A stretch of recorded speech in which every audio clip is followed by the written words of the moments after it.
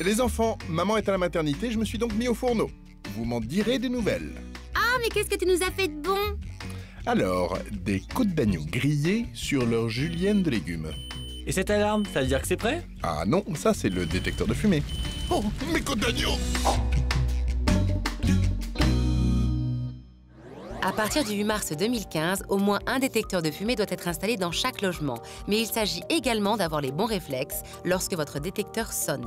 Dès que le détecteur sonne, ce qui est important, c'est bien d'analyser la situation. Déjà, si on est dans sa chambre, qu'il n'y a pas de fumée dans la pièce où l'on est, il va falloir ouvrir la porte avec précaution parce que la fumée, c'est dangereux, c'est toxique, c'est inflammable.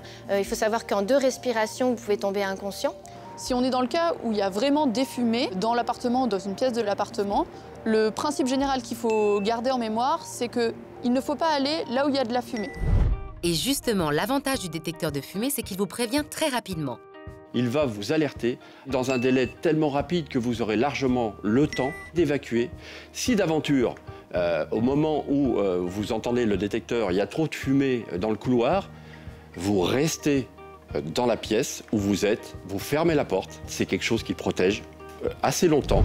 Une fois que vous vous êtes éloigné et protégé des fumées et du feu, c'est rapidement en fait, de nous alerter, d'appeler les pompiers, le 18 ou le 112, et nous décrire en fait, la situation de façon assez détaillée pour que nous, on puisse venir vous chercher rapidement avec les moyens nécessaires.